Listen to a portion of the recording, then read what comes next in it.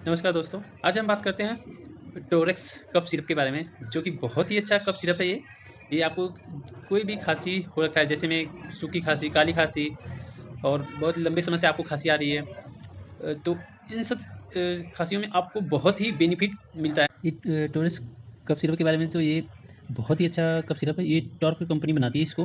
बात करते हैं इसकी एमआरपी की, तो 126 रुपये में 100 ml आता है। और ये बहुत ही अच्छा कफ सिरप है।